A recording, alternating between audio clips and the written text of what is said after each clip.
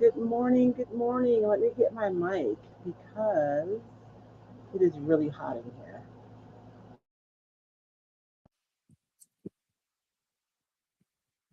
And turning off the AC is not an option for me this morning. So you guys let me know if that sound is too distracting.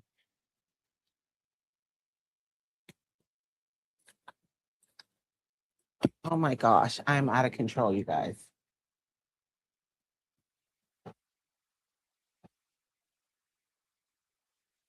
Good morning. Good morning. Welcome to Mad Scientist Monday. I know I am late. I was running around. I cannot find my journal. I don't know where it is. I am so sad because I was going to show you guys what we were working on in my membership in my journal, but I don't know where I put it. Though it must not be meant for me to have it this morning, I guess. So, good morning. Good morning. My name is Royce Hunt Bell. I'm the owner and operator founder, owner, and operator of Recycled Treasures. And we meet here every morning at 10 a.m. to do some Mad Scientist Monday where we play a game. I have a 10 of 6 here, and each pick has a different prompt on it for something for me to do. And so I'm going to pull out 4 random ones every week, and then I have to figure it out live with you guys and make something happen. Good morning. Is it Rajani? How do you pronounce your name? Because I want to make sure I'm pronouncing it right. Okay. So this morning, you guys, I wanted to talk about something. I have this extra camera that's not working anyways in the way here. And let me know if that cooler is too loud, if you're hearing that. Please. Oh, no, I'm hooked up. I can't move about freely.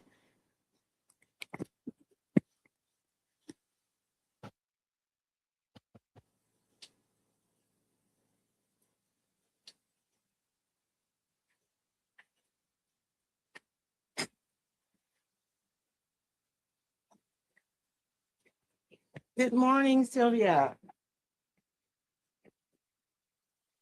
Okay. I hope I sound okay. You guys will let me know, right? Sylvia, I see that you're on the portrait, like the tall, skinny one. If you would rather watch it wide, you can pop out of that and go to my channel and you'll see the stream where it's wide. But if you like the tall one, that's fine. Um, Rajani, yes. Oh, is that how you pronounce it? Okay. Hi, Angie. How are you? Okay, very good. Thank you. Because it's already warm. It's 83. They are lying. It could be me, y'all. I could be having my own private summer. We all know that it could very well be the case. But in any case, I am warm this morning. So I'm going to need that cooler so you guys don't see me sweating buckets over here. Okay. So super quickly this morning, I sent out this to everyone who has a journal. And if you came to the retreat, you already have one. And I sent out something similar. Let me flip myself because you guys don't need to see me. You guys want to see this stuff. Um,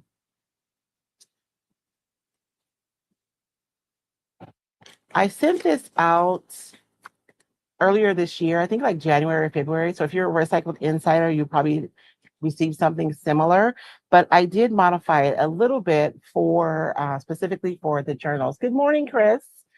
Um, and so this is just 5 acrylic mediums to prep your journal pages. And so it's a quick guide for a creative mad scientist. And so I said in the email that I sent out, I think it went out again. I apologize, you guys. I sent it out Friday and I guess the file was too big, so it didn't actually upload. So I had to make the file smaller. I forget the word for it, like condense it. I don't know. And then resend the email out. So I did resend the email this morning. So if you try to click to grab yours and it didn't work, you should be able to gain access to it now. So today, oh man, I thought I was talking about, it says heavy body gel, but I'm not ready to do that yet. So we're gonna start with gesso today. So every Monday, I'm going to start out with just a super quick demonstration and conversation about one way to prep your page. So today we're going to be using clear dress gesso to prep your pages. And gesso is basically a primer, right? It's going to seal your page so it doesn't absorb moisture as readily. It's not like a sealer. It's not going to close it, but it is going to seal it some so that water doesn't just absorb super readily into your pages. And it's also going to give your pages a little tooth so that the paint lays on there better. I also like to use it to isolate and protect stuff from layers. So let's just say today, if I pull a stick and it wants me to do a stamp, and maybe I want to paint that stamp, right? Hey, Karen, I can put a layer of clear gesso over that stamp, and I'm creating an isolation layer, and then I can go and paint over it so that my paint, even though it's still sitting on top of the stamp and it's going to look beautiful, it's sitting on a whole nother layer. And so it'll just lay down better. Or maybe I've laid down a bunch of paint and my pages are slick and I want to go in with maybe a charcoal or a pencil and it's not writing well. You can go over with some clear gesso and let it dry, and then you can go over with your colored pencil and it'll write, or it'll be a lot better on there. Hey, Norma. And if you're using watercolor, can you use clear gesso with watercolor? Absolutely. You absolutely can. Um, I always think about products as being good, better, best, right? Clear gesso is, so not putting anything on your page when you're going to watercolor is good. It's fine, but your watercolor is probably going to beat up and it's not going to lay down as well. You could put clear gesso on your page and that's better, right? And your watercolor is going to lay down better than it would on a unprepared surface. Best would be like a transparent watercolor ground. So if you already have clear gesso on your table and you're experimenting and playing, then it's fine. But if you're wanting like the best option, then a watercolor ground is going to act as the best clear gesso for prepping your pages. So for today, I am going to, let's see, we got to pick a page. I'm working out of the Recycled Journal today. You guys, we shipped the majority of the journals, did get out over the weekend. I think I have 50 more journals that are sitting packed and ready to go. When I get off with you guys, I'll be heading over so that I can get those out. Let's see what the sticks are requiring of us, and then I'll pick a page. I feel like the sticks have been nice to me lately. So I'm going to mix them up a little bit.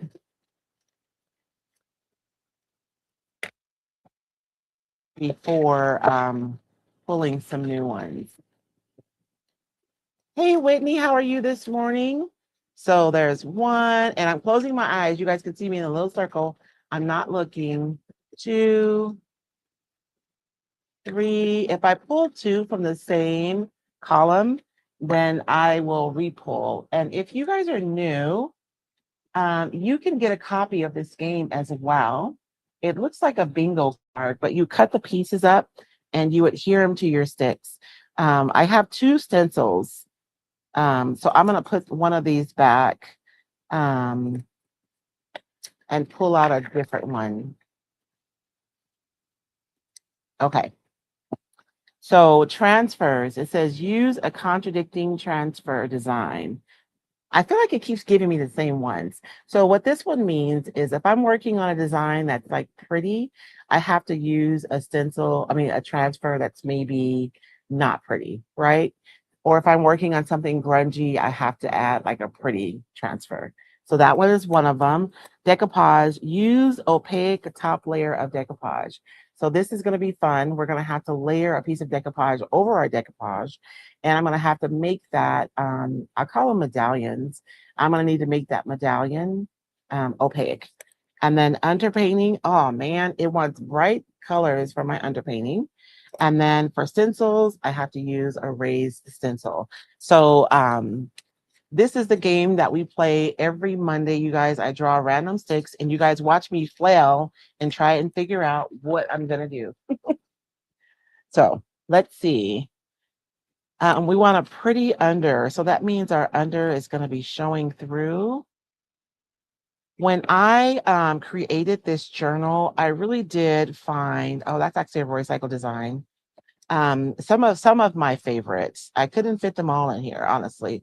Some of my favorites. This one would be nice if we're gonna do something pretty today.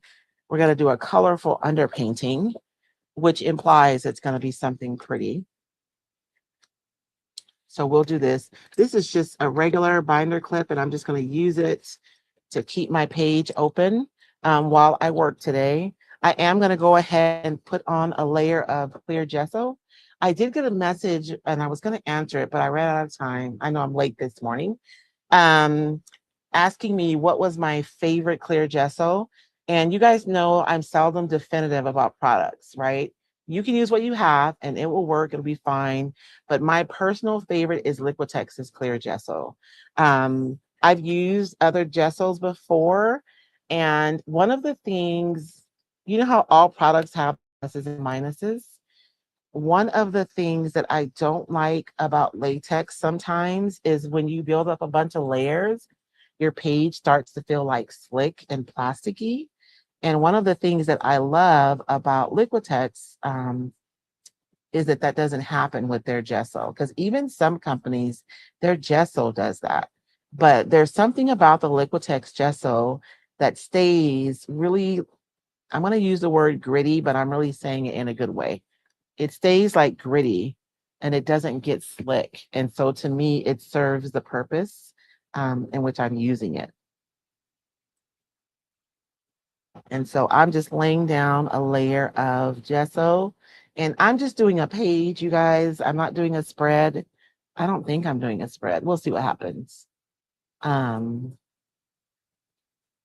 and I'm going to have to come up with a plan for what I'm going to do. And so one of the reasons I love using the clear gesso, and we're going to utilize the benefits of clear gesso today. So to prep my page, I could have used a white gesso, right? But that would cover up everything, which sometimes I do. But for today, I think we're going to let the under what's here show through whatever we do. And so the clear gesso allows you to do that. So I'm able to prep my page and still maintain all of that yummy script to work with. Someone has been in my craft room. Oh no, my dryer is at the warehouse. I have to use a loud, today's just a loud day. My craft dryer is at the warehouse because we were using it for the shrink wrap for the books. So I'm going to have to use a blow dryer, which is not optimum.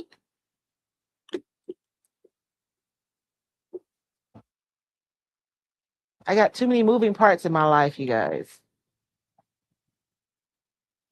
And I am so sorry for the noise. Um, you guys are normally used to my really quiet dryer.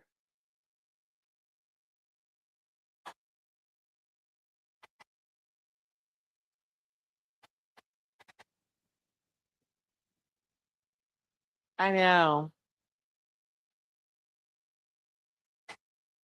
I guess I don't have to put it on high. I can put it on low. That's a little bit better. I'm spoiled. I got used to my quiet dryer. This noisy thing, I don't know.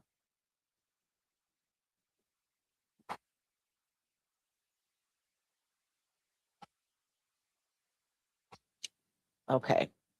It's gonna dry while we work anyway. It's not loud. Thank you, Angie. And so and we're here together, so we always do everything at the same time. I will say that if you're gonna work on a spread, if you can let your clear gesso like sit for a little bit longer before you start working with it, that's optimum. But I'm just gonna dry mine and we're gonna move right ahead. One of the questions I've gotten is how do you keep your pages from sticking together? One of the attendees from the retreat, her pages stuck together because she had paint on both sides. So there are two things that you can do to keep your pages from sticking together. One is you can slide a piece of tissue paper in between because the paint can like stick to each other. Or what I like to do is if I'm finished with a spread or a page, I'll just go over it with some clear wax. And I mean, you have like, is this wax? This is texture paste. you have, I forget the name of it. There is a wax that you can buy like in the art section. Um, but I feel like it's more expensive. You can use one of the waxes, the clear waxes that come with like your chalk paint lines that you carry. It'll work too. So you don't have to have some specialty artist wax. You can use that wax and you just put a thin layer on there and you wax over your entire project. And then that way your pages won't stick together. So let me revisit what we're doing. We're doing a colorful underpainting. We are doing decoupage. I'm putting opaque layer on top of a decoupage. So I have the decoupage over my decoupage today. We're using raised stencils and transfers today. So I do want to come up with a plan before I start.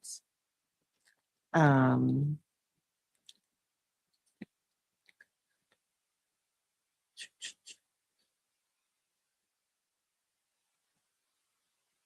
I think I have a piece. So this paper, well, I don't know. I feel like that's going to be a lot. I wish I could find one of my paintable papers that doesn't have script. Or maybe I'll just. So this is my thought process. This paper goes beautifully in your journal. When I was making this paper, I was actually had the journals in mind, but I'm thinking because we're using clear gesso today, that it might be a lot to have this script in addition to this script that's also going to show through. And so that's why I'm wondering if this is the best option for today, this paper. Um, I have some papers that have paintable florals on them that don't have any script or anything on them. And I'm thinking that that would be a much better option. And so I'm trying to find a piece of that paper right now. You guys, I have so much paper in here. I better find what I need.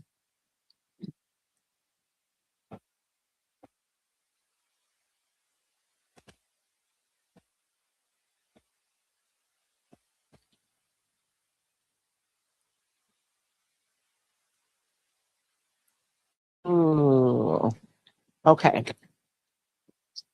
So this is the Roy Seigels paintable floral decoupage paper. And so I think I'm going to use this paper. Now I'm also going to have to go over the top with something opaque. And I think I'll probably use a label from the labels masterboard when we're all done and we can write something or stamp something in there. So I have that. And then the raised stencil will be easy. We'll put something pretty and we'll use, I'll probably use the modeling paste from Pen to Art. This is the regular modeling paste, but I also have the light modeling paste. I think the light modeling paste is the best option when you're using like texture in your journals. So we'll use that. And then transfers, you guys, I have my hoard from the new IOD release, so I'm sure we'll figure that out. Oh, but it has to be contradictory. So I'll probably pick a transfer that's typography, and maybe we'll put that on top of my opaque medallion that we're going to add. Um, so Chris has a very good question. She asked, is there actually gritty suspension in the gesso? And if so, should we shake it up before using? That's a really good question, Chris. And yes, there is actually gritty stuff that is suspended in the gesso. I try not to shake my stuff up, but you probably want to like tilt, tilt, tilt, tilt to make sure that anything that's drifted to the bottom has an opportunity to drift to the top. I don't like to shake, shake, shake because then I end up with bubbles that I have to deal with on my page. But yes, you should probably mix that. Hey, Tina, how are you? Thank you, Chris. That is a really good question. And you guys, our Mad Science Monday is a laboratory, which means we're exploring possibilities and we're figuring things out. So if you have questions and or ideas, please add them in the comments because this is experimentation here, not perfection. So you guys know my saying, where experimentation goes, creativity follows. And so that is what we're doing here on Mixed Media Mondays.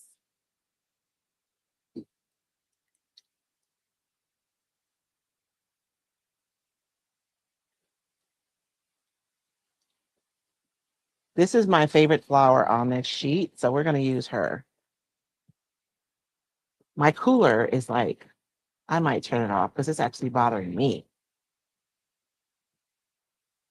And it's only 83 degrees. I wonder why I mean, it is warm in here though. Of course, it's only 10 o'clock here, 10:28, and it's 83 degrees already. So it's going to be a warm day today.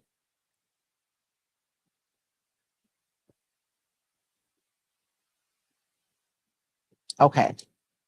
So we'll use this. You know what we could do? I'm sorry, I just had an idea.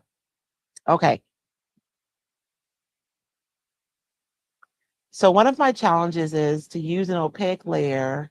It says use opaque top decoupage layer. So I don't necessarily have to decoupage on my decoupage. My top layer just has to be opaque. So I'm thinking that I'm going to fussy cut this flower out.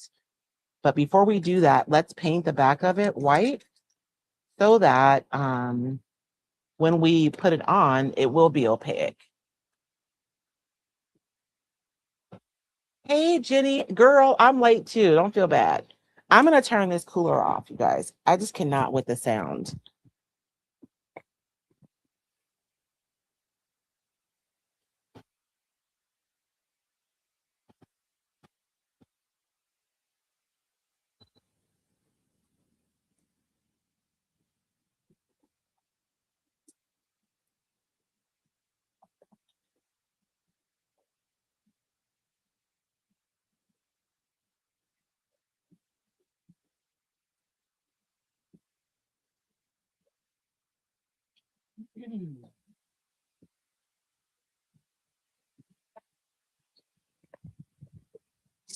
Okay, I'm sorry, you guys. That's trying once my ADD brain like started focusing on the sound, it wouldn't stop focusing on the noise.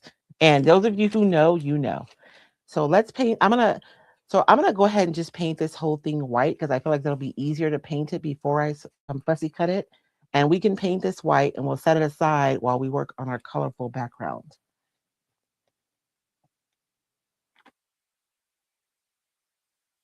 I'm just finding some white paint, y'all. So if you are new here, um, my name is Royce from Royce Cycle Treasures. I'm the founder, owner, and operator of Royce Cycle Treasures. And when we meet here on Monday, I am an extra mess because I legitimately don't know what we're going to do until we start. And so I pull 4 random sticks out of a can, and the sticks tell me what we're going to do. And then I have to figure out like what I'm going to do in the moment. So I do seem like I'm a mess a little bit more than usual, and I am. But we are here to experiment and to learn. And so that's why we show up here on Monday mornings. So I am going to paint the back of this. I'm really focusing on the flower itself because that's what I know that I'm going to fussy cut. So I'm not going to paint the whole page, but having the does make it easier to paint this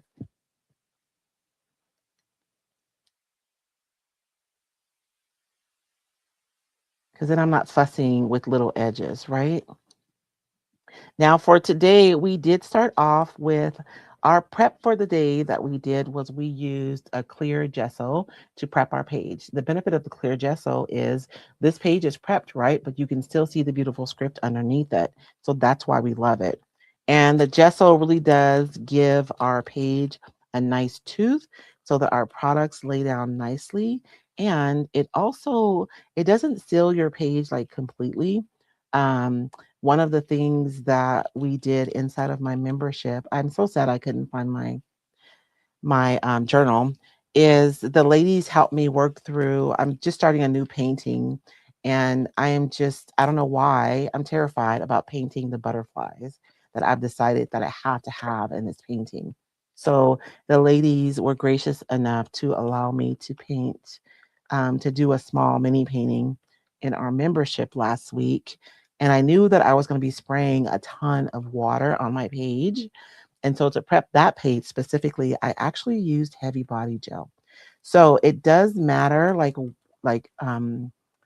you want to be thoughtful about prepping your pages to match like what you're going to be doing.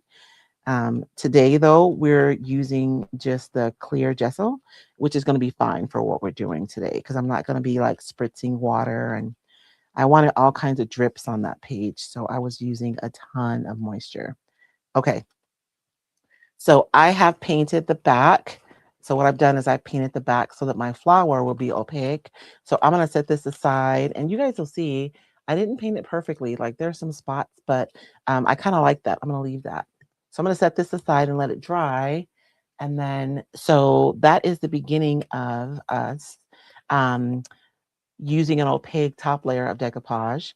And so for my underpainting, it wants me to use bright colors. And so I have to figure out how I want to do that. So underpainting is a beautiful way to add so much richness to your work.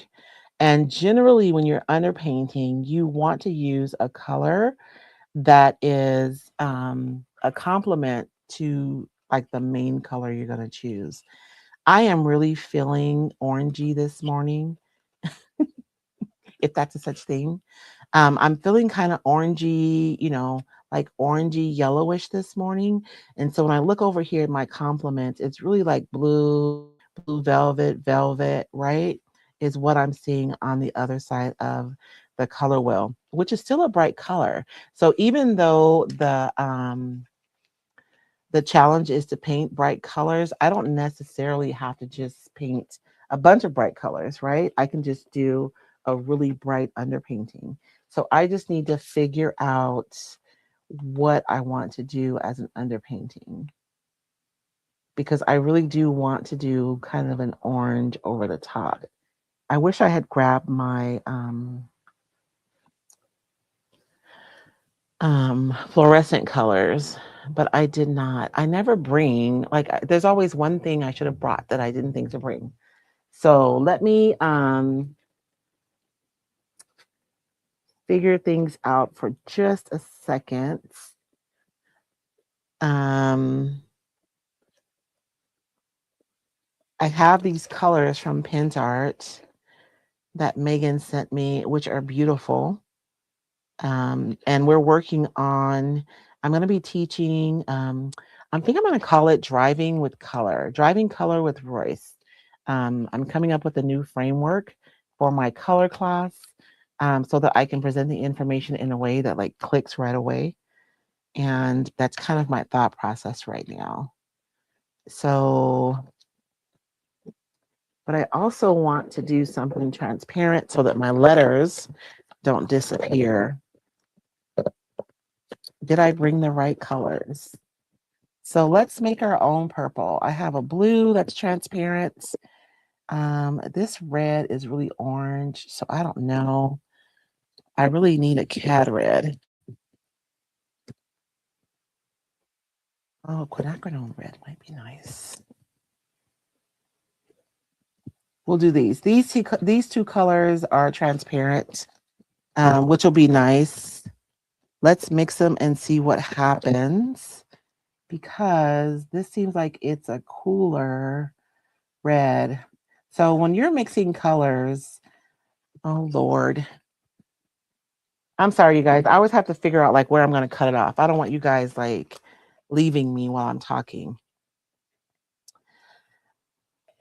When you're mixing color, like your color wheel, I like to put red at the top because that's like hot. That's like hot. And then it gets a little bit cooler, right? So if I pick a red that's leaning towards like blue and violet, that's going to be a cooler red. And if I pick a red that's leaning toward like red, orange, yellow, it's going to be a warmer red. This one is a warmer red. And this blue, I don't know if it's warmer. I mean, it's like a true blue, so maybe it's neutral. But we're going to see. Let's do an experiment. Do I have my other color? Oh, or I just have a purple here. I have a deep violet that's transparent. We'll do that. I'm sorry. We only have so much time. We'll do an experiment another time. So I am going to use this color, and this is just deep violet, and it's transparent. And I think that it'll be nice underneath that. I do want to thin it out, and I'm actually going to thin it out with some more of my clear gesso, just to make sure that it's transparent. So you can make a transparent color even more transparent, right? By adding a clear coat, a top coat, any like you can add water too, right? For a transparent color, and it's just going to make it more transparent. If it's an opaque color or a color that you can't see through, you may end up with something a little cloudy, but you can make it more transparent. I do want to mist my page a little bit, just like when we paint furniture, right? I want my water to move across the page. And you guys notice I just misted a little bit. I didn't put like a ton of water. I just wanted to mist it so that my paint moves across the page nicely.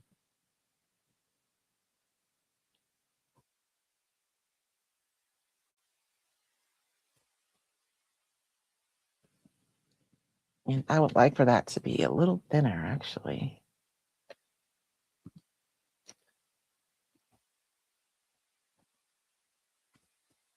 There we go. I don't want this to overpower the orange, right? I just want it to, and I'm going to pick a little bit of that up because I don't want my typography to disappear either.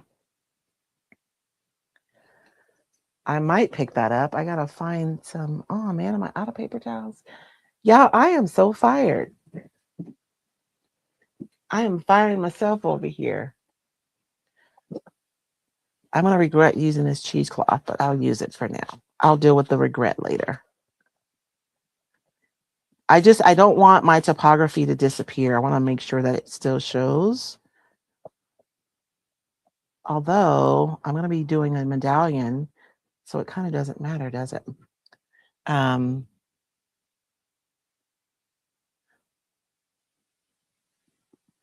and so I'm doing an underpainting, and you guys can't see what I'm doing.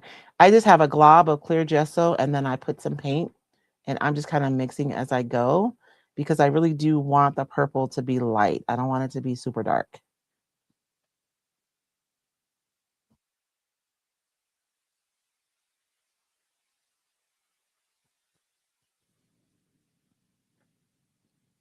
And today I'm using a brush to lay down my paint, but I could just as well be using a brayer or a wedge, right? It doesn't always have to be a brush, but today it is. And I know I could have been done with this faster if I would have just done it super quick, but I kind of want there to be movement. And so I am like being purposefully haphazard with my brush strokes so that there's like energy underneath there. I don't want it to just be like blah, blah, blah. No perfection here.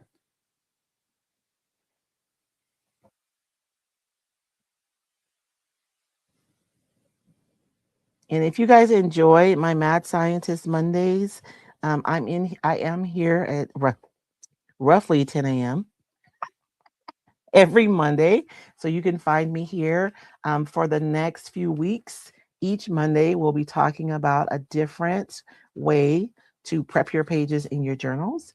If you purchased a journal, you should have received an email that has a guide for you on mediums. And I'm already working on another guide that I'll be sending out next month. So, I'm super happy to start this creative process with you guys. And I'm also working on some prompts that we can use, like inspirational prompts. So that if you purchase a journal and you sign up to receive them, of course, you can receive an inspirational prompt each Monday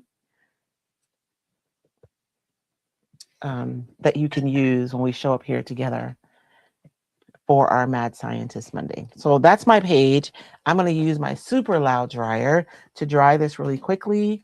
And then we're going to fussy cut. Actually,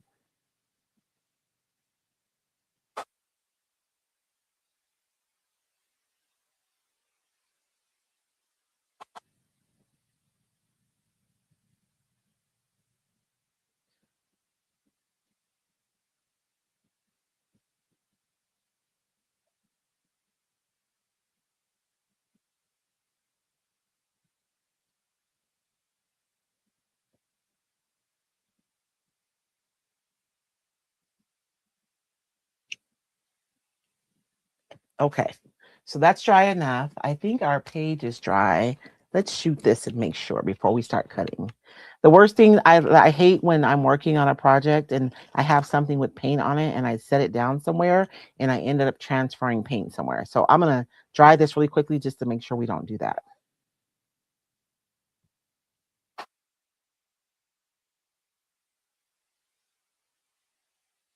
Thank you, Jenny. It was such a joy to make it. Good morning, Elected Comporium. How are you this morning? Crafting with Tracy. Good morning, Tracy. I see that you guys have the vertical. You guys would prefer the widescreen. You can pop out of the vertical, and if you go to my channel, you should see both versions streaming at the same time. So you don't have to watch vertically if you don't want to, but it is there as an option if you want.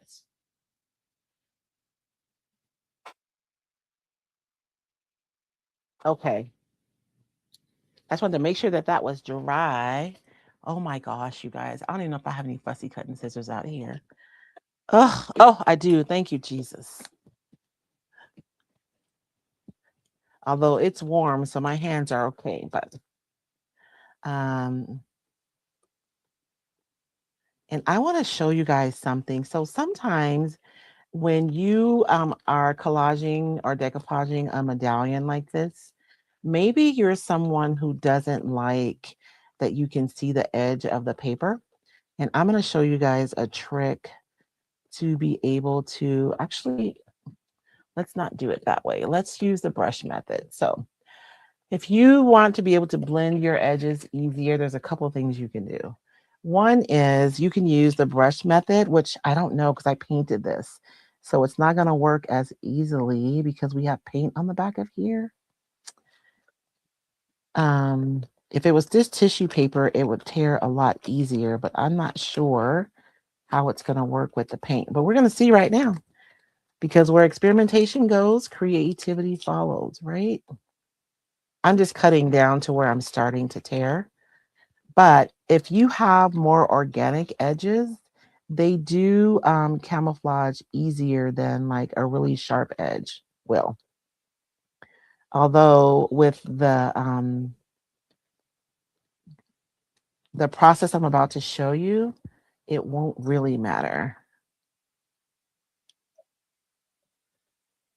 But I'm still able to tear even though I painted this. It just takes a little bit longer for the water to saturate the paper.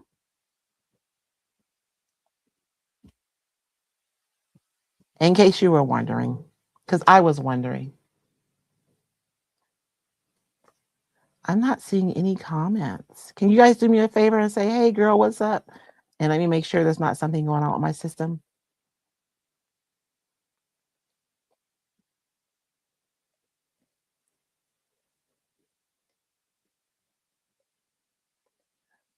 Oh, this is your favorite way. I love it because it leaves like a nice organic edge, like a deckled edge, which is just easier to blend.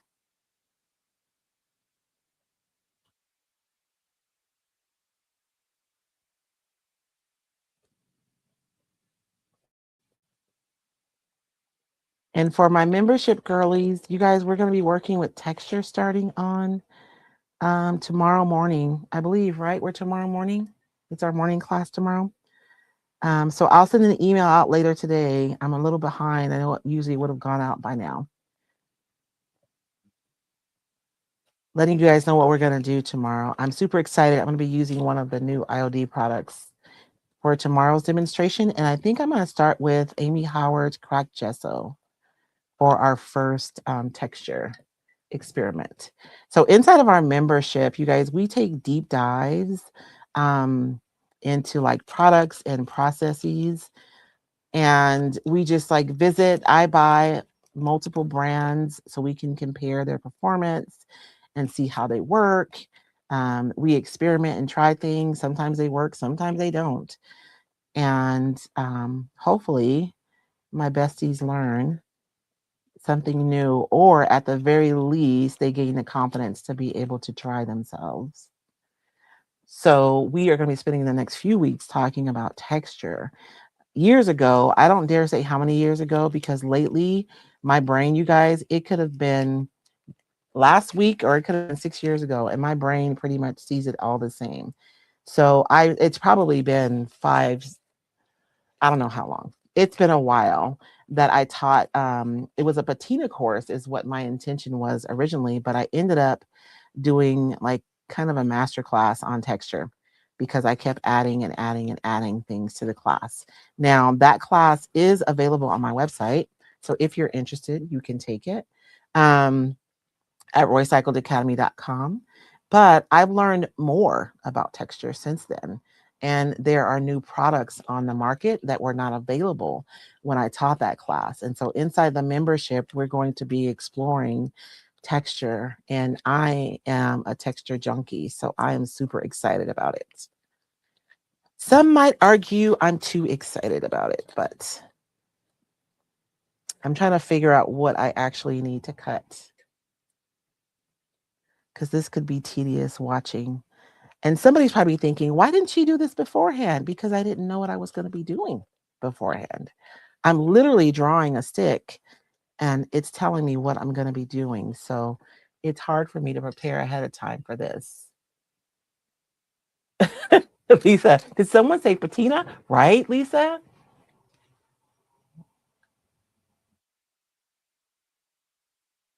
Connie, hey Connie, love the water cut, but didn't realize you can do it with an underpainted, right? I wasn't sure, Connie. I just experimented right now and it still works. You just have to make sure your paint is good and dry. And the acrylic paint is kind of plasticky, so I did have an area where the paint was thicker, where it was a little bit harder. But if you're like a chalk paint or something, it's probably going to be even faster because the chalk style paints are really porous, right?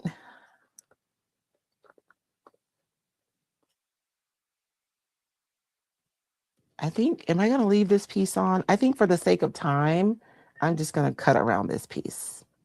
And we're just going to pretend that we didn't know it was there.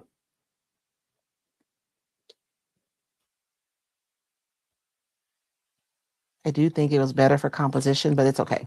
It will be fine. Everything is fine. It's fine. It's fine. Everything is fine, right? And even when it's not fine, it's fine. Oh, wow. That kind of fit perfectly. I like it. So, do I want her to be this way or that way, though? I think this way, right? So, my one challenge was to have a colorful underpainting. So, we have purple.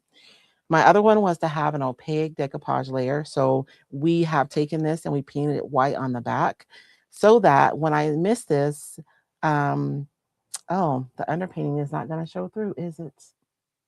Oh, well, we're still going to do it. Dang it. It's fine. It's fine. Everything is fine. And even when it's not fine, it's fine. So what am I going to use? I have some varnish here readily available. So I guess I'll just use that to decoupage with. I was going to try to make this transparent so that the underpainting would come through the flower and we'd be able to benefit from the underpainting, but we're not because it's opaque, which means the purple is not going to show through. So it's not going to work exactly the way I wanted it to work, but it's going to work. So I'm just going to go ahead and use matte medium. I was going to try to use the varnish to make the paper like more transparent, but the paper is not going to be transparent because we painted it. This is part of working on the fly, y'all. My brain doesn't always think of all the things, but it's still going to be beautiful. So I am going to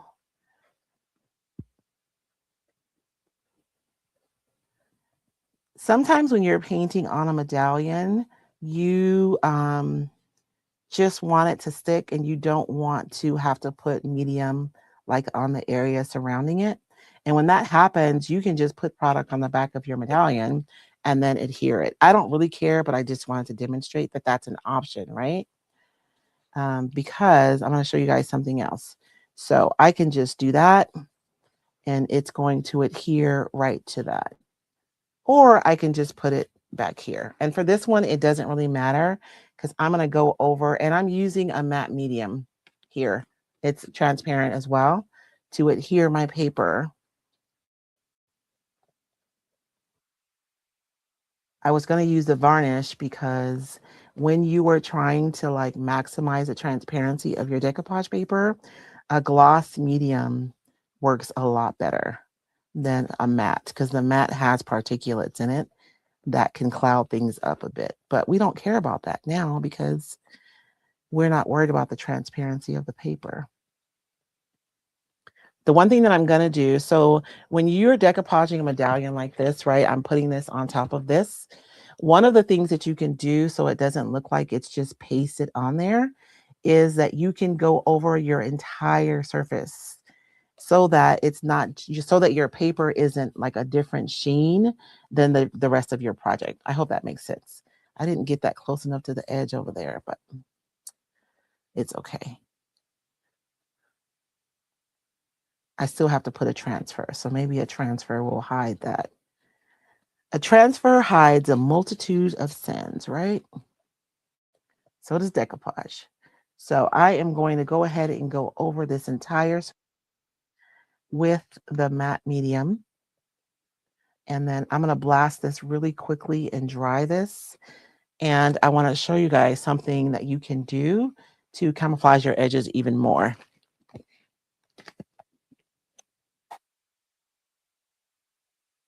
Is there such thing as too excited? Probably, Chris. There have been moments in my life where I was probably too excited.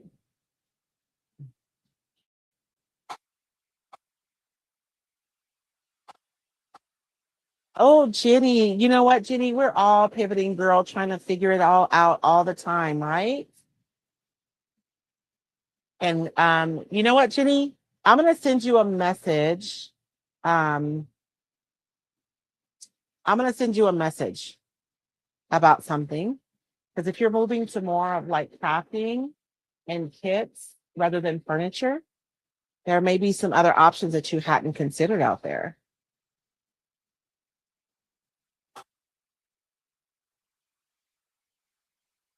I have a wrinkle right here. I didn't scooch that out far enough.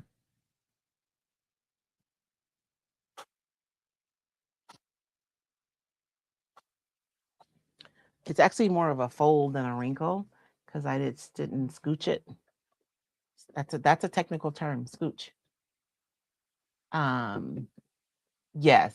We wish you all the best of luck, Miss Jenny. It's you, girl. We're pivoting. We got to figure it out, right? Okay. So that's down, and I want to show you guys something. Everything is the same sheen. You see that? You know how sometimes if you put like a medallion down, it's shinier than the background, and that makes it stand out even more. And so that's not what we want. And another thing that you can do is, oh, do I have? I hope I have what I need.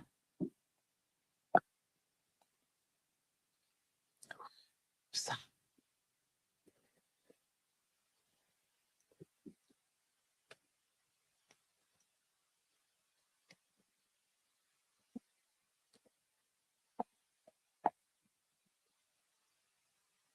my struggle is I move back and forth between two spaces when I create.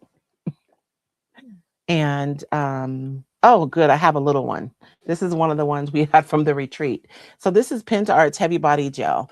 And what I'm gonna do is I'm gonna take some Heavy Body Gel and I am gonna, if you guys have ever had to spackle, you guys know you're in a dorm room, somebody got a little too excited, you ended up with the hole in the wall, or you hung artwork even though they told you not to, and there's a hole in the wall, and so you have to spackle. That's what we're gonna do, right? We're going to spackle the edges of our project using Heavy Body Gel.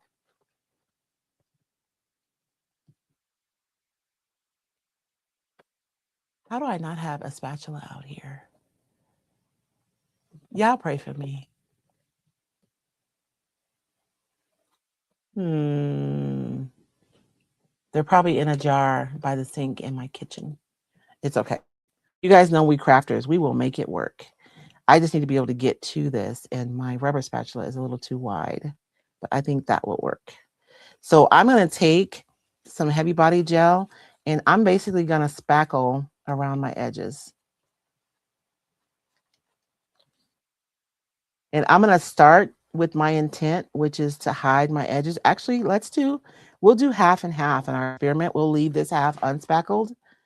That way we can see which side we like better. Because sometimes having the additional texture, you want that, right? But sometimes you don't.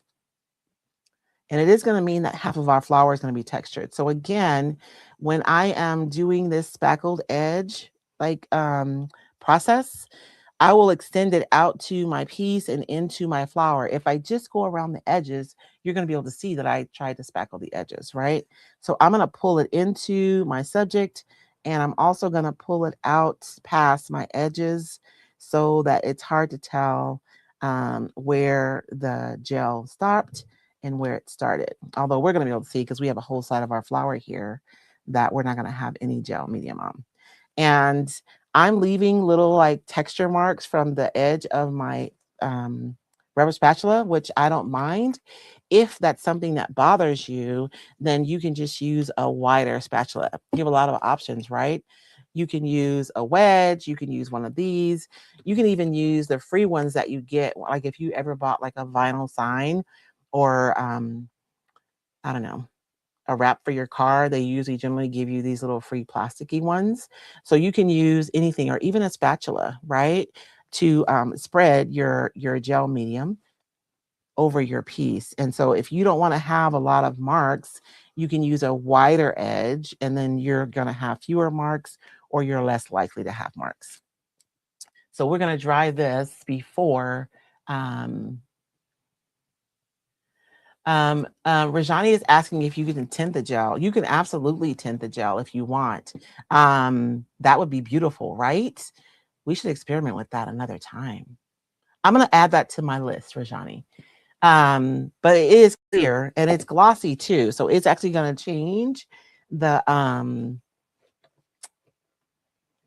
sheen of half of my page, but it's okay because we're experimenting, right? I miss my quiet dryer, I have to say.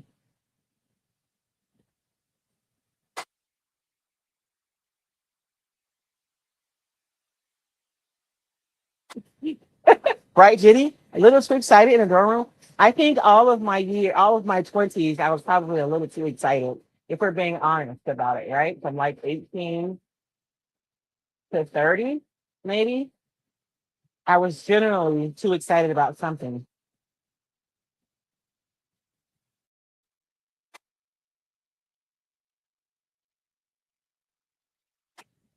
I feel like I missed pieces of the conversation.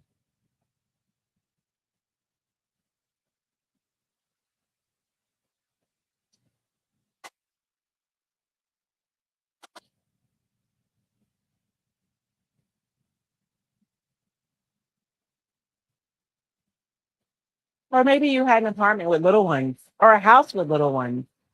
I'm a mom boy, so there was a lot of spackling going on around here.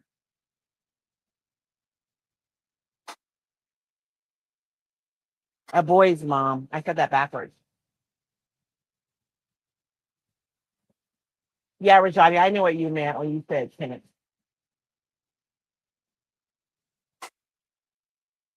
I got you, girl.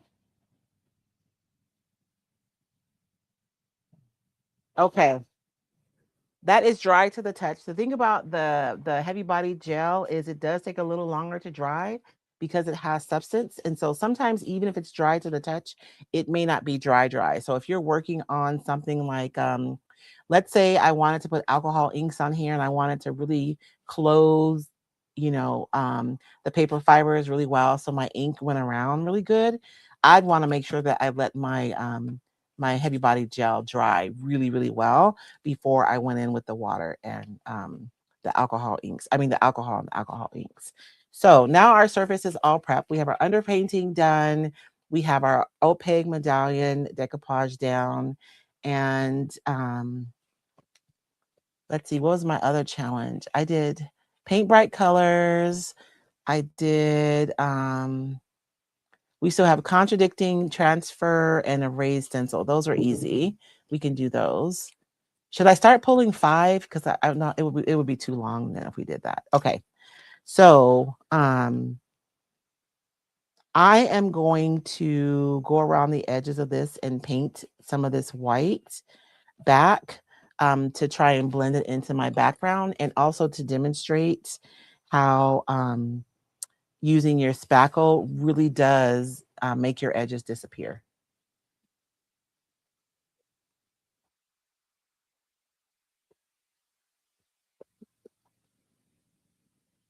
I was gonna say, did y'all see what I did with my paint? But I found it.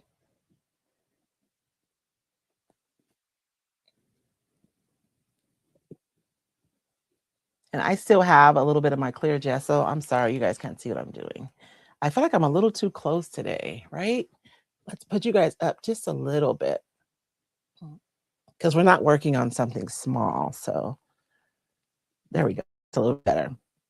So look, I'm using my spatula as a palette today. I'm being terrible, but I'm just have a little bit my of my clear gesso that's still on there, and I'm just mixing it with my paint so that it's the same as the background, because our background was pretty transparent, right? And I'm just going to go over my edges. I guess maybe I should use opaque if I'm trying to camouflage, but then it might be better if I just did several layers.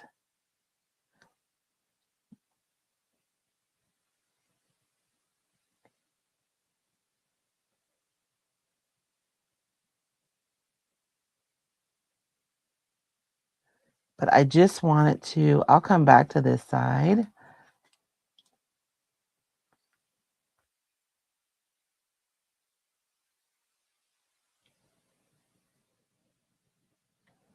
And we probably won't have time to paint our flower, maybe just a little bit. But I don't know if we'll have enough time because we're already, oh my gosh, it's already been an hour. How come the time goes by so fast whenever you're having fun?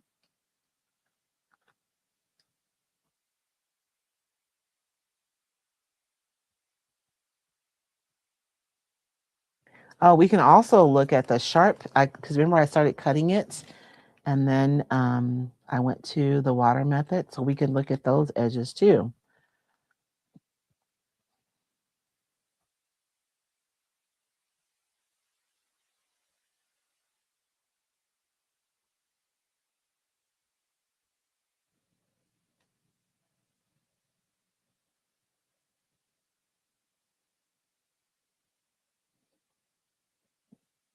And I will say that working in your journal, you guys, um, it's interesting because I hear people referring to it as slow crafting, right? Instead of the idea of like churning out, production, make your journal a place where you can really play, experiment, just lay down paint without the thought of necessarily producing something, because it feels really good. And you can just take your time. I'm always rushing a little bit because I don't want you guys to get bored. But when you guys sit down with your journal, there's no camera, it's just you.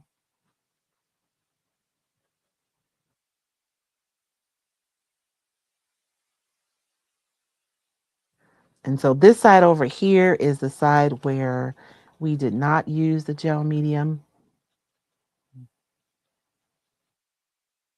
And so we're going to look at both sides, and you guys can decide whether it's worth it, or better yet, I would have you guys experiment yourselves.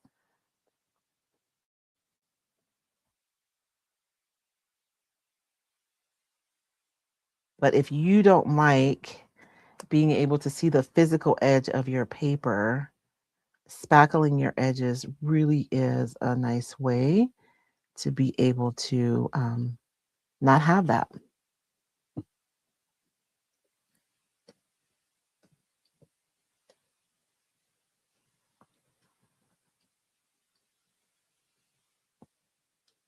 And it also closes the fibers on your paper so that the paper isn't absorbing the paint different than your background, right? It's all kind of on the same surface.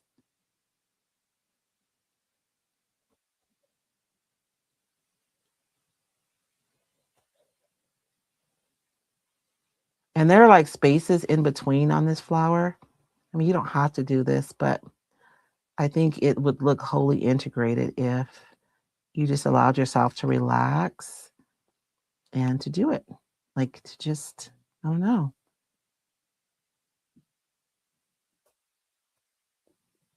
We're so busy all the time and we're always taking in so much information. This is really a beautiful way to allow yourself to just kind of, I don't know, escape a little bit, right?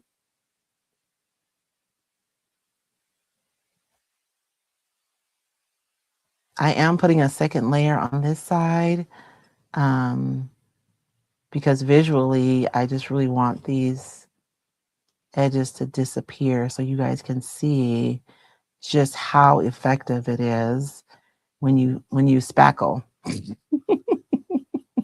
I'll just do this area up here though, because we are running out of time together this morning. I have to get to the warehouse and I have 52 journals that still need to go out today. And if I have any retailers watching, you guys' journals will go out early this week as well. Um,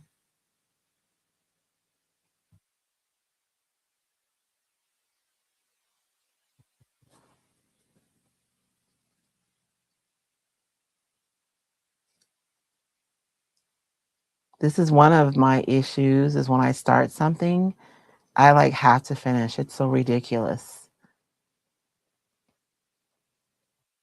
It's ridiculous. Okay. So I guess to be fair, I should go on this slide with a second layer too, though, right? We want to compare apples to apples. I almost feel like, though, you're going to have to do it in person to really see because the physical edge of this paper doesn't necessarily show on camera um, the way that it shows in person. I mean, it doesn't show a lot. I mean, it's tissue paper, but I do know for some of you, you've expressed that this is something that you don't like, right? So this is an option for you if you want to camouflage the physical edge of your paper.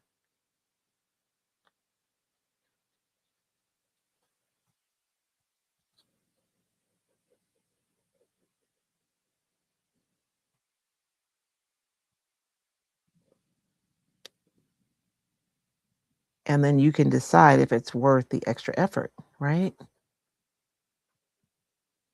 But you won't know if you don't play. Okay. So this is a side where we spackled. And like you can see, you literally, there's no discernment of the edge of that paper. All of this is just the same. Um, as far as visually, the texture is the same. And so I could paint around this and you wouldn't be able to tell, right? That is decoupaged on there. And then this side is the edge. This side down here, I didn't do the spackle. And so there is a tiny, it's not a ton, but I do know for some of you, you don't like having any. And so there is like a small visual um, texture there from the edge of the paper. So you guys can decide if the spackle is worth it or not based on your own preference. And I almost feel like you're going to have to do this experiment yourself to really, because I can feel the edge of that. It's barely discernible though. And on this side, I can't feel anything. It's flat. It's all the same flatness. But that is something that you can do if you're going to be collaging or decoupaging and you want the edge to disappear. You can just spackle that with some heavy body gel. And I say heavy body gel because it's transparent. So you can pull it into your project, onto your background, and really blend it out really well. Let's lay down a little bit of color on here before we go this morning. And this is from the Roycycled Paintable Decoupage paper. And the reason why it's paintable is because all of your shading and highlights, which by the way are the things that give images volume, right? The areas that are lighter or super white, because the white is like the highlight, is where there's volume there is, volume from the flower that's blowing out. And then the spaces where it's dark is where it's receding or going in. And so you can go in with just a transparent color. This is a transparent orange that I'm going to put on top of here. And this transparent orange is going to lay down right on top of there. And you're still going to be able to see all of the shading and the highlights that give it volume. So you literally just have to go over this with a transparent color, and that's it. Now, if you want to like shade and do all the other stuff, you can, but you don't have to. I'm going to put a little bit more of my clear gesso here because my colors are already transparent, but I want them to be really transparent. So I'm just going to add this in. And I do have a little bit of yellow and the orange here. And I can just, I do like to still go along the lines of my flower, but like literally, you guys, I think I'm going to have time to finish this. The one thing that I like to do, a lot of times when we're painting, we only think about applying color, but you can lift color too. So in these areas where it's super light, I'm going to lift paint out of those areas so that I have like highlights, right? And I could just leave them bright white, but then they just look bright white. It's kind of like, I don't know. We were little. We used to be dumb, and we would put chiclets like they were our teeth, and they'd be all bright white and funny looking. We were crazy, and so I'm just lifting up that edge where it's bright white. And so what it does is it just makes it lighter. It's still orange, but it's a much lighter orange than the rest of it.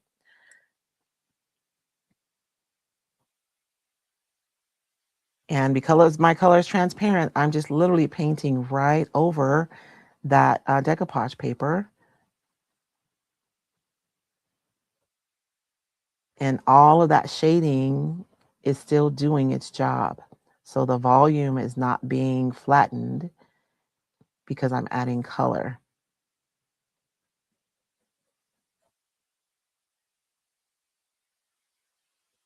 And you don't even have to pick up the white because it's going to be naturally lighter, right? I just like doing it because it really does make it pop. It makes those highlights really pop when they're like a lot lighter than the rest. And you can use a Q-tip or something too. I just have the brush because it's handy.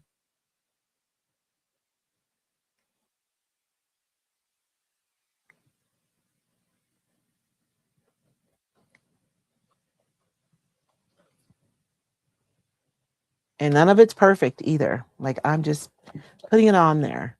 And so I think we're not going to have time to paint this. I mean, it doesn't take a long time to paint it, but it's already a 16 after. But what do you guys think? Is that the right color orange? I'll show you guys something super quickly. So I've chosen this orange, right? And I've chosen this purple. And oh, good, Cindy. I know I'm hectic sometimes when I come on here, but I'm like Zen today. Um, oh, hey, Flea, how are you this morning?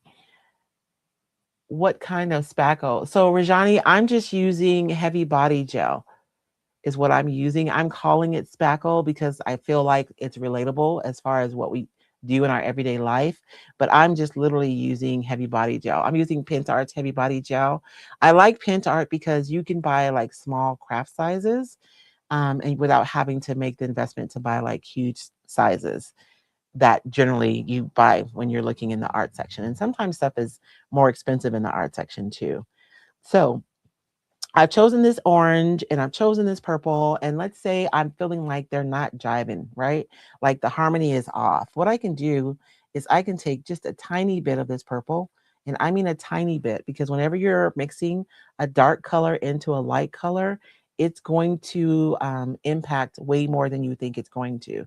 So I'm choosing just a tiny, tiny bit of this purple and I'm going to mix it into this kind of orange yellow color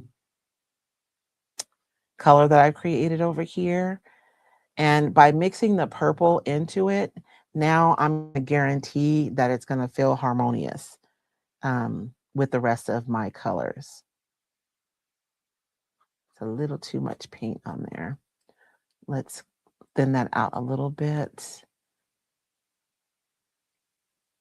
And when I'm painting these, I would rather build up. Like if I want to go back over this, I can, right? I can add another layer of paint.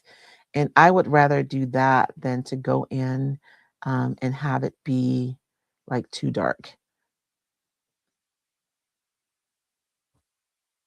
Like that. I mean, it's darker because I added the purple, but it's also more concentrated because I don't have as much medium in there. And I guess we are going to paint the whole thing because I can't stop. But I mean, I'm not going to go and do the purple. I mean, the leaves today.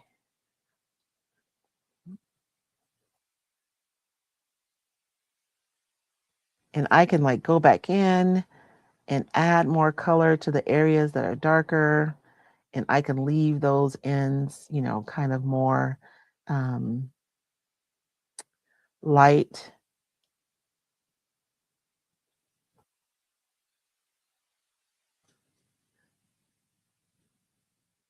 And I'm going to show you guys this. So this is pretty, right? But watch what happens when I take the time. I'm going to use this to really lift out those highlights.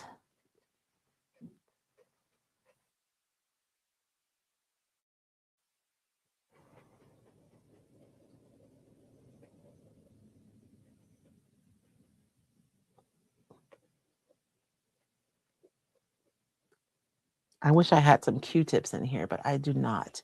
I have some in my studio in the house, but not out here.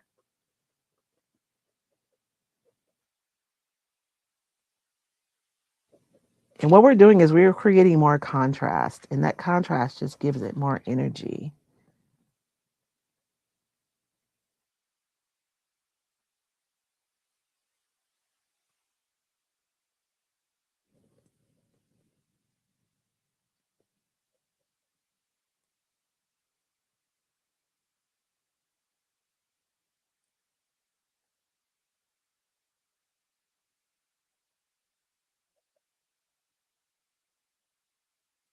Okay. Now you guys see it once I pull those highlights out, like how much more volume it has, right? So it's just something as simple as that. It's going to make a big difference in your project. And since we are going to finish the flower, I might as well go in. I like to go in with really thick paint when I do the center. And I'm just going to dab it on all those little dots in there.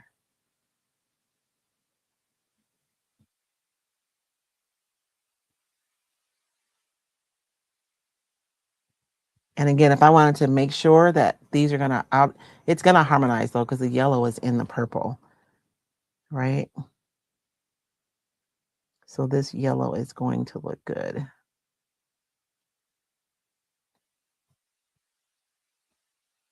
And so that's my page for today. I still need to go in and paint the leaves, but how fun is that? And by making this opaque, it still stands out against the background. And even though I've painted all this over this, you can still see all that yummy script underneath here. And so when you're creating, it's the layers are the magic, right? We have the color, we have the script in the background, we have the paintable. Oh, we still have two more things to do. Oh, Lord, I need to do a raised stencil. Hold on. Elvis was ready to exit the building, but not yet. Let's do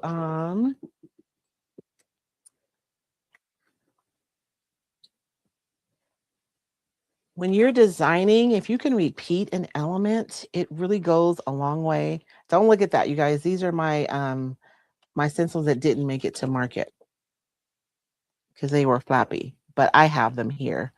Um, I have script in the background, so I think I'm gonna add a little bit of script over the top. Let me do something really quickly though, because this is bugging me, that dark right there, and then everything else is kind of, it doesn't look intentional. I mean, if I had done that intentionally, I wouldn't care, but it doesn't look intentional. It looks, I don't know, it looks no bueno. So before we put our raised stencil, I am going to,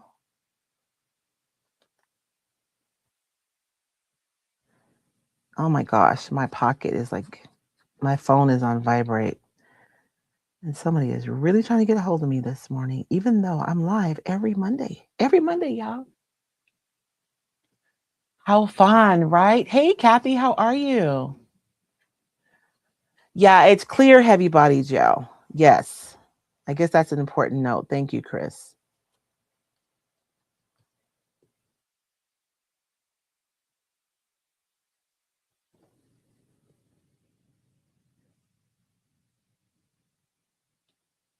Okay, that looks more intentional, right? Ooh, look at, I got a little bit of orange over there. That's nice. I like that. Maybe I'll do that over here too.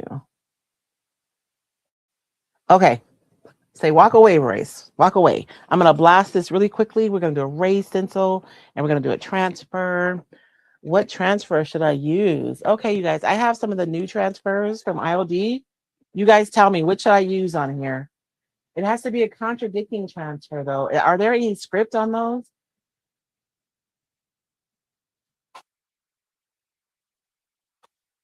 I mean, not script, but typography. Yes, tomorrow morning, Kathy, and we're going to be working with Amy Howard's Cracked Gesso and probably her milk paints and one of the new IOD products. I'm so excited about this project. I cannot wait. I cannot wait. I was actually going to do it yesterday live, well, part of it, but um, we were just hanging out. My son cooked me brunch yesterday. It was like a nice, mellow day. He made me watch Black Mirror, though. It was depressing, but it was fine.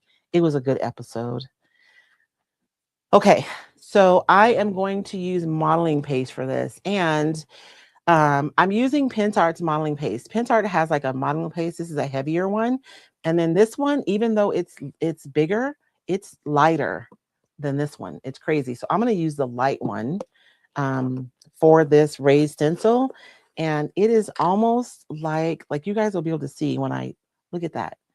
It's like, I don't even think it's as thick as marshmallow paste. It's super fluffy, super light, which is why I think it's good for your journal pages because it is so light.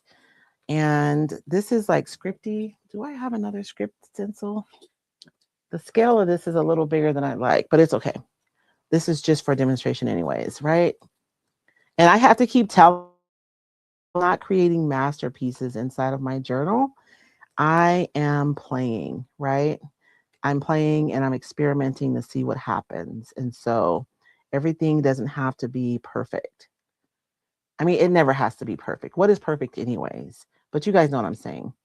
I'm just giving myself permission to play without expectation inside of my journal.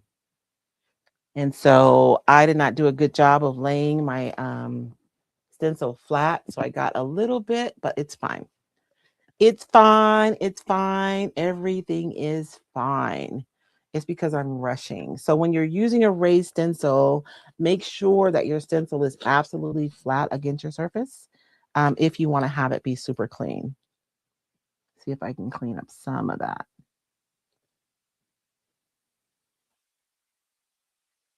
with my brush. And this paste is so light. You guys see how easily I'm able to clean that up, right?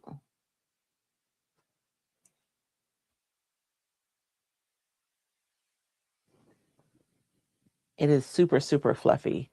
And so I'm going to dry that. And then did anybody have any suggestions for transfers? Oh my goodness. Happy birthday, Ken. The big 60. I transferred yellow onto my page. And I did that upside down too. Oh no, I didn't.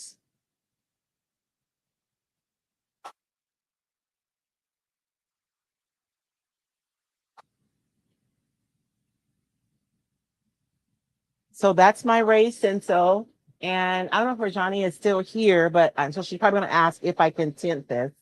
You can tint this, but you would have to use something that was highly, highly pigmented because it is white, right? So it's going to desaturate or lighten whatever color you add to it, but you could absolutely tint it.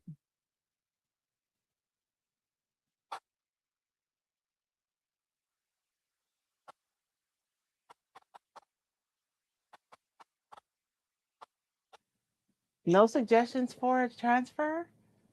Wow. You guys are going to make me think for myself? What? How dare you? Let me see. And it has to be a contradictory. Well, you know what? Maybe I don't have to use one. Because honestly, contradictory, I probably have something here already that is already cut out of another transfer. I thought I had a roll of topography here. I do. Oh man, this is huge. Well, I guess that would be contradictory, right? It's huge and it's topography and it's like distressed. So let's use this. We can just use one letter. We don't have to use the whole thing. So it says market. Oh, look, I've already stole a letter out of there. So let's say M-A-K. What letter should I use? Hmm.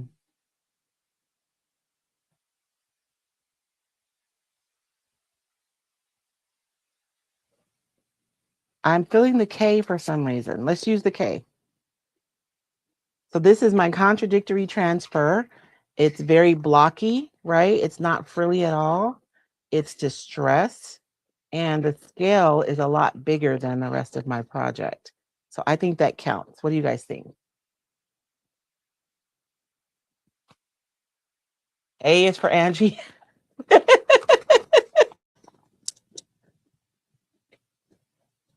And you guys see, like, I legitimately save like all my little bits because I still use them.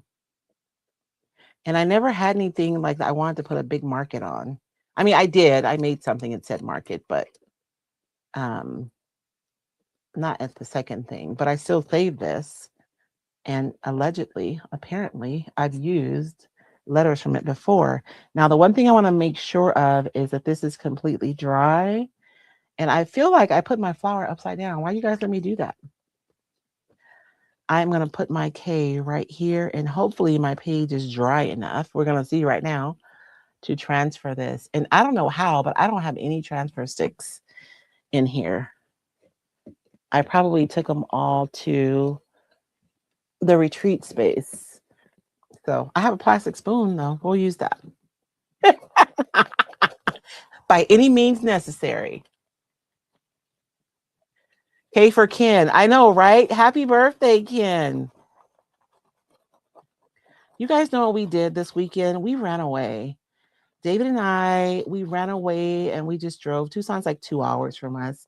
There's moisture under here. I can already tell. So I don't know if I'm going to be able to transfer this. When you're using transfers, especially in mixed media, you really do want to make sure that your surface is completely dry. If not, it can pick up your surface. So if you're applying a transfer, even though it feels dry to the touch, there's probably still moisture underneath there. So if you are trying to pick it up and you see that it's like picking up your paper or it's not laying down, don't force it. Just walk away and let it dry and come back. And when it's completely dry, you'll be able to remove the backing paper. But this is actually coming up kind of easy.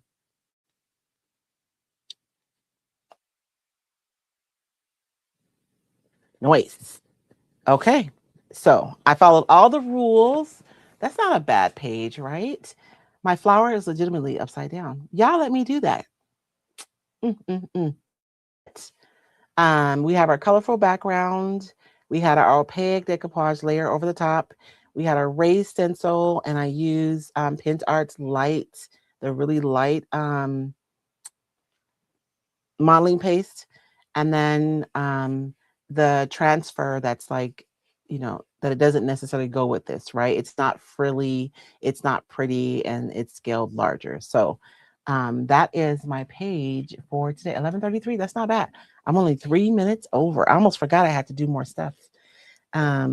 But that's our experiment from today. I hope you guys had fun. Um, and I hope that some of you are experimenting. Oh, I know, Catherine, I didn't think about that. One of the gold or silver transfers would have been pretty. And you both, that was not there when I looked. I'm to let you guys know those comments were late because if I would have seen it, I would have used the gilded transfer, especially with the purple, right? I should have used gold. I still can. We'll see what happens. But that's our page for today. So that's our experiment for today. I think it was successful. Some things that we looked at today was using the heavy body gel to spackle your edges versus not. I would like for you guys to experiment with that really because I want you to see if it's worth it with you. Um, Working with purple and orange is difficult, but it worked. You know what, Rajani? I think because I mixed a little bit of the purple into the orange, it made it feel more harmonious. And so that's a trick that you can use if you're trying to use colors and they're not jiving really well. You can mix a little bit of one of the colors into all of the colors, and then everything feels like it goes together. Um, I want you guys to play with the spackle, no spackle, and see if it's worth it. Spackle, no spackle. Sorry, you guys don't have to do it. And see like if it's worth it for you to be able to hide that edge of your paper, but it really does make it disappear. So you can really integrate something into a mixed media piece and have it disappear completely into the background. Um, you guys know I've been talking about the paintable papers for about a year now. They are so fun. We did some at the retreat, and I had one of my retreat goers saying, "You know, I really didn't never like get into like painting over the lines because I really felt like it was going to be difficult." But she said, "But all you have to do is just go over it with transparent color." Exactly. That's all you have to do. Like you don't have to do anything extra. I didn't do any shading. I lifted the highlights a little bit, but other than that, I just painted over it and I have this beautiful orange flower, right? And you guys know I'm going to go over this with some matte medium because that shiny is driving me crazy.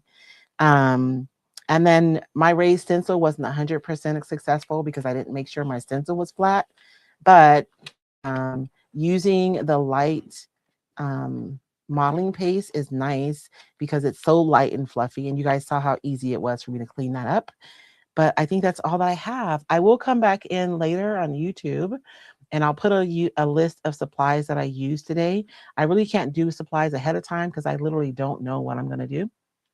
Um, but that's all I have.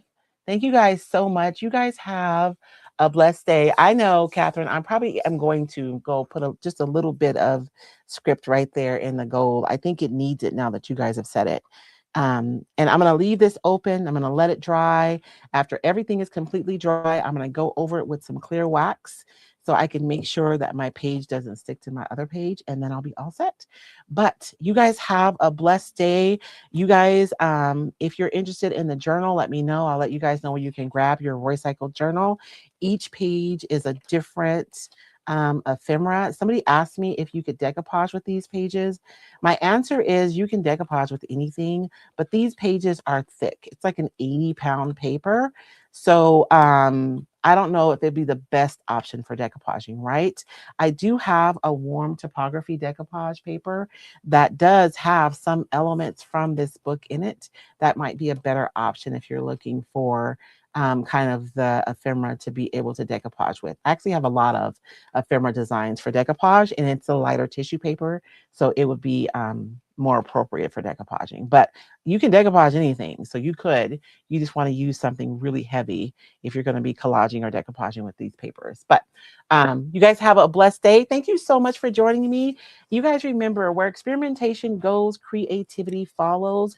Be sure to make time somewhere in your creative practice to sit down and just play and experiment without any expectation. You'd be surprised what you discover about your products, what you discover about your creativity, and honestly, what you discover about yourself. You guys have a blessed day, and we'll see you next time.